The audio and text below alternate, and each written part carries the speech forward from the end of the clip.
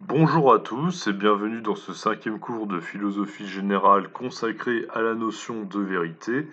Aujourd'hui, on va revenir à un auteur important sur lequel je ne me suis plus penché depuis un petit moment, à savoir Aristote.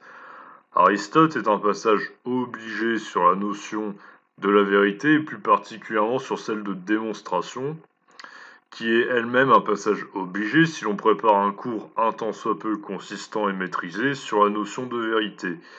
Pour ceux qui n'auraient pas encore eu la chance immense d'écouter ma dernière vidéo sur Platon, la quatrième consacrée à la notion de vérité chez Platon, parce que j'en ai fait un paquet, j'ai commencé à aborder la notion de démonstration dans le cadre de la notion de vérité, en interrogeant la possibilité de vérité première. En effet, on a vu que toute vérité était dans son essence de valeur universelle et accessible à la raison de manière intuitive. Les axiomes étant précisément ce qu'il y a de plus premier et de plus universel, puisque servant à bâtir toute démonstration sans pouvoir être démontrée. Pour le dire de façon simple, il y a des vérités qui sont premières, et ces vérités premières, elles servent de base à toute démonstration sans pouvoir être démontrées. Que 1 plus 1 fasse 2, je suis bien obligé de le supposer si je veux faire n'importe quel calcul un minimum complexe, et pourtant cette vérité-là tient lieu d'axiome, puisque l'on ne peut démontrer pourquoi en décomposant une unité 1 qui sert toujours de base à un ensemble numérique composé de différentes unités.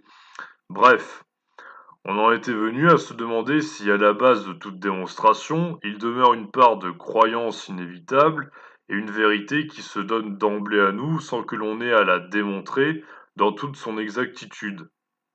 Un tel problème philosophique, lié à l'axiomatique, qui est très vieux comme vous pouvez le constater, et qui a donné lieu à un certain nombre de reformulations historiques sur lesquelles je ne reviendrai pas pour le moment car c'est vraiment d'une difficulté redoutable, surtout à un niveau plus ou moins terminal, nous amène tout de même par conséquent à nous poser la question suivante. Tout savoir est-il réellement démontrable? Et faut-il démontrer quelque chose pour prétendre en avoir la connaissance? Ne peut-on prétendre connaître que ce qui demeure démontrable? C'est Aristote, le fondateur de la logique, rien que ça, qui a posé des bases solides permettant d'approfondir ces problèmes-là. Petit topo rapide sur la théorie de la connaissance d'Aristote, légèrement de manière à ce que ça soit plus clair. Avant de revenir plus spécifiquement à ce qui nous intéresse, si vous voulez lire un extrait qui synthétise ce qui le démarque de son maître Platon, je vous conseille le chapitre 8 du livre 3 du De Anima, ou de l'âme, prononcé en français, mais je vous préviens, vous allez avoir mal au crâne, ou si ça vous paraît sans difficulté, c'est que vous êtes un professeur agrégé spécialiste d'Aristote légèrement malhonnête. En gros, dans cet extrait, Aristote développe une synthèse de sa théorie de la connaissance et offre une critique implicite de celle de Platon. Mais enfin, dans le De Anima, c'est pas les passages où Aristote critique Platon qui manquent, hein. Pour Platon, les formes intelligibles qui confèrent leur unité et leur identité au phénomène sont transcendantes au monde sensible. On l'a déjà vu, car pour lui ce qui se donne au sens est soumis au changement et à la corruptibilité, donc il ne peut pas y avoir d'unité à chercher dans les phénomènes eux-mêmes. Aristote part du principe opposé, car il estime que tout ce qui est connu provient d'une façon ou d'une autre de la sensation.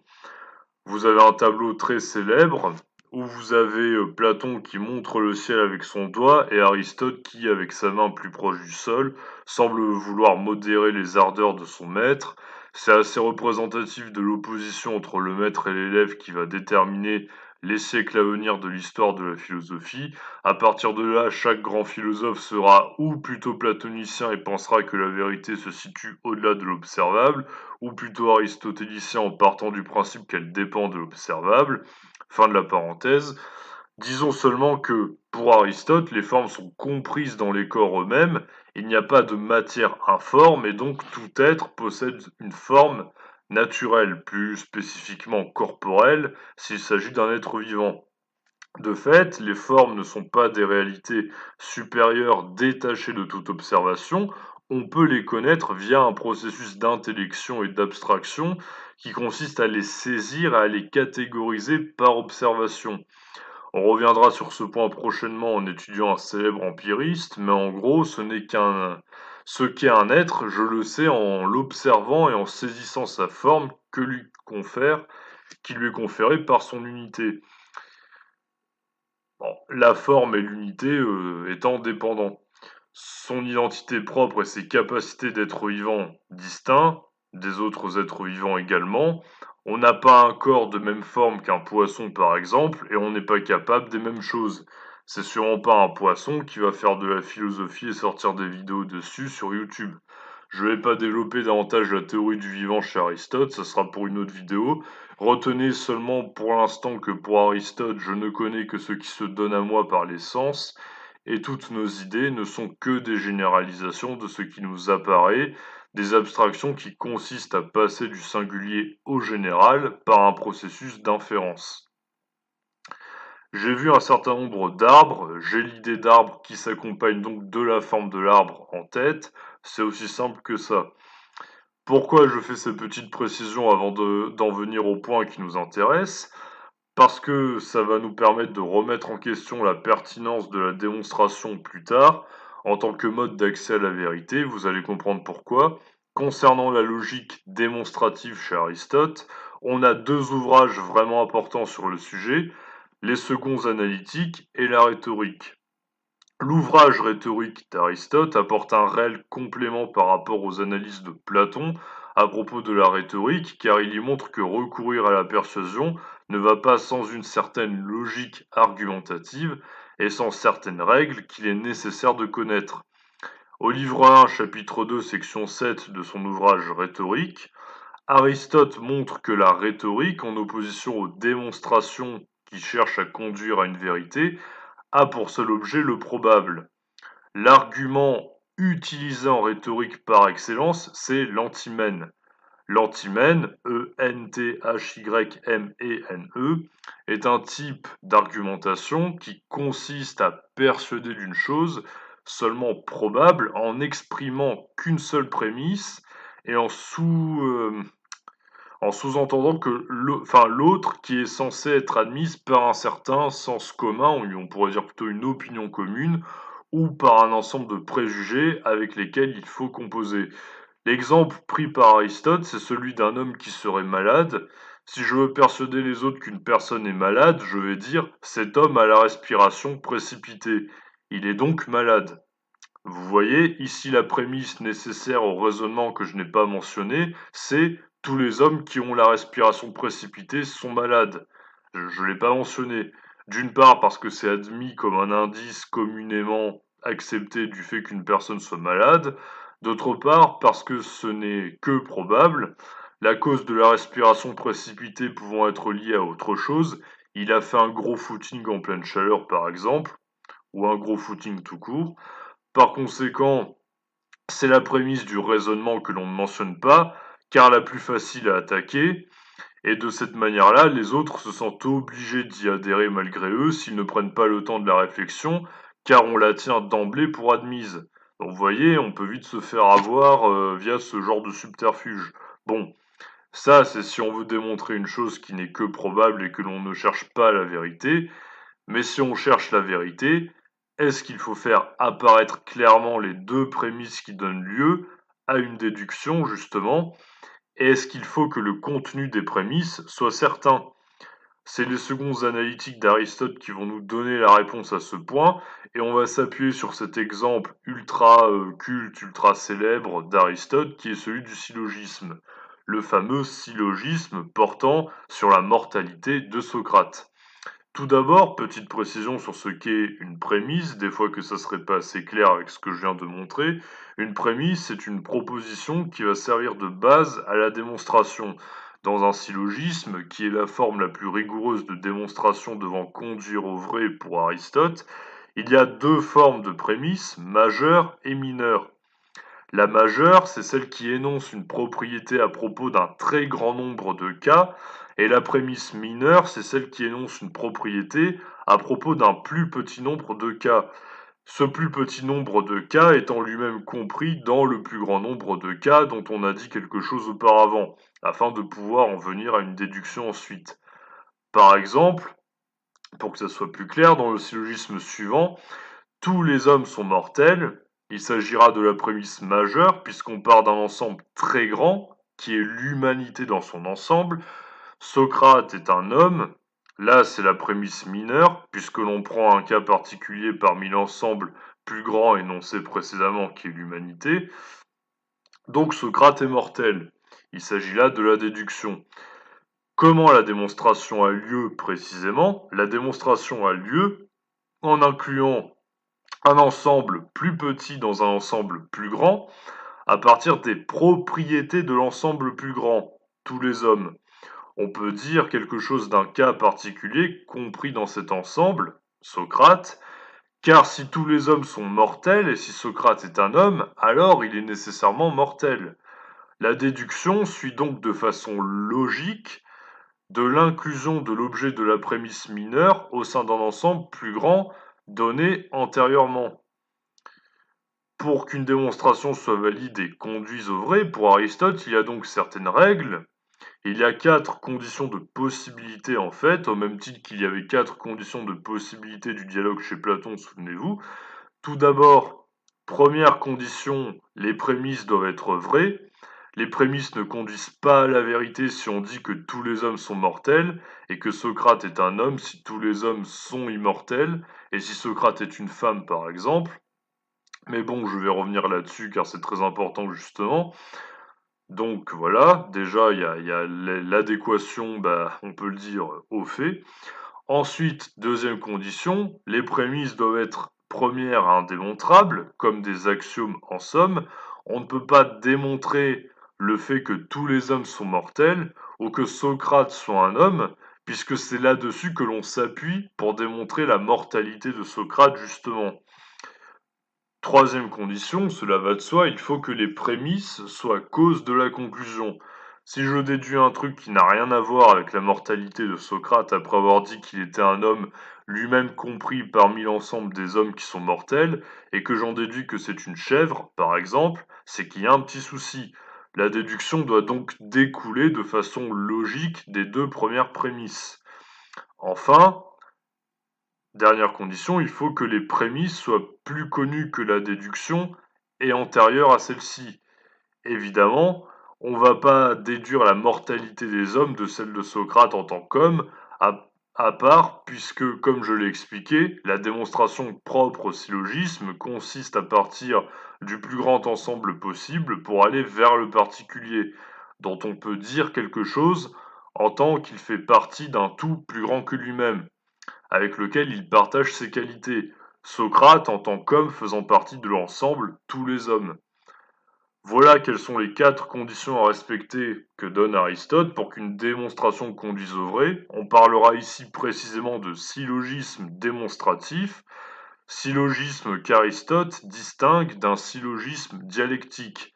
Dans le syllogisme dialectique, la seule condition pour que ça marche, c'est les 3 dernières. Dans ce cas, on s'intéressera uniquement à la valeur logique de l'énoncé et pas à sa valeur de vérité. Par exemple, si je dis que tous les hommes sont blonds, que Socrate est un homme et donc que Socrate est blond, non seulement il n'y a qu'une prémisse qui est vraie, le fait que Socrate soit un homme, donc la prémisse mineure, la déduction tout comme la prémisse majeure sont fausses, je ne suis pas blond pour ma part et je ne vois pas tant de blonds que ça en règle générale, donc ça suffit à prouver que cette démonstration ne tient pas la route si son but est de conduire à une vérité. Toutefois, ce nouveau syllogisme possède une valeur de vérité en un sens strictement logique puisqu'il respecte les conditions qui permettent à la démonstration d'être cohérente et de respecter le principe de non-contradiction si cher à Aristote dont j'ai parlé la dernière fois en fin de vidéo. La blondeur de Socrate est déduite de son appartenance à l'ensemble homme dont on a déterminé au préalable qu'ils étaient tous blonds. Il n'y a donc pas de contradiction entre les prémices et la déduction. Ça peut paraître un peu aller de soi tout ça, mais en distinguant syllogisme démonstratif, c'est-à-dire syllogisme servant à démontrer une vérité, et syllogisme dialectique, c'est-à-dire syllogisme valide uniquement logiquement sans être vrai pour autant, ça sert uniquement à s'exercer à la réflexion logique, hein, sans qu'il y ait quoi que ce soit de vrai derrière. Aristote démontre que ce n'est pas la validité logique d'un discours ou d'une démonstration qui en fait la véracité. Et ça, c'est un point décisif car cela permet d'éviter de prendre la logique pour ce qu'elle n'est pas. Hein, on n'a pas attendu Kant pour savoir ça finalement. À savoir le critère de la vérité alors qu'elle n'est qu'un instrument pouvant servir sa cause. La validité logique d'une démonstration n'est donc pas un gage de vérité. Et par conséquent, on peut se demander si ce n'est pas tout simplement le fait même qui donne à une proposition et à une démonstration, par conséquent, sa valeur de vérité et donc sa légitimité. Ce que Aristote reconnaît indirectement, puisqu'il faut, pour qu'une démonstration conduise au vrai, que les prémices soient vraies et premières par rapport à ce qui suit. Toutefois, on peut encore se demander à quoi sert la démonstration finalement, étant donné que la mortalité de Socrate, on peut la constater par le simple fait qu'il n'existe plus, sans parler de ceux qui ont assisté à ces derniers jours avant que celui-ci ne boive la ciguë. De même, la mortalité des hommes, de laquelle est déduite plus loin la mortalité de Socrate en tant qu'homme, c'est quelque chose qu'on constate dans l'expérience. De fait, si les prémices d'une démonstration ne doivent leur véracité qu'à l'expérience et aux faits, et si la déduction d'un syllogisme nous est déjà donnée d'emblée dans l'expérience, est-ce qu'on ne pourrait pas tout simplement dire que l'on n'a pas besoin de démontrer quoi que ce soit pour le savoir? Est-ce que ce que l'on sait se donne déjà d'emblée à nous? Qu'il s'agisse des axiomes via la raison, et là plus précisément ici, bah, tout simplement de ce qu'on peut déjà observer, tout simplement. Mais ce n'est pas tout, il y a encore un contre-argument supplémentaire qui vient s'ajouter à celui-ci. Celui que je viens d'énoncer, vous le trouvez, si ça vous intéresse, au livre 3 de l'essai sur l'entendement humain de Locke, formulé un peu différemment par ailleurs, pour un développement plus complet sur la question. Peut-être que j'y consacrerai un jour une vidéo, on verra. Est-ce que l'on est sûr que les prémices, même en étant conformes à l'expérience et aux faits que l'on peut constater par observation, sont vraies? Vraies et pas simplement vraisemblables ou probables. Il faut faire des distinctions conceptuelles, c'est très important. En effet, on a vu en début de vidéo que pour Aristote, les connaissances résultaient d'un effort de généralisation et donc d'une certaine abstraction, par laquelle on passe du particulier au général, mais jamais à un universel valant en tout temps et en tout lieu, comme chez Platon. Mais par conséquent, qu'est-ce qui demeure vrai s'il n'y a jamais que du général et de la généralisation? Notre rapport au vrai est-il limité en définitive à des échantillons de cas observables qui sont circonscrits à notre expérience personnelle du réel? Une connaissance empirique donne-t-elle toujours lieu à un accès limité au vrai et à des démonstrations dont les prémices, même dans le cadre du syllogisme démonstratif qui aurait soi-disant une valeur scientifique, ne sont que probables dans le meilleur des cas? C'est ce que l'on étudiera la prochaine fois en nous penchant sur un grand philosophe du XVIIIe siècle ayant effectué une critique intéressante de la logique aristotélicienne à partir de sa propre théorie empiriste. En attendant, je vous souhaite à tous une très bonne journée ou soirée, et je vous dis à très bientôt.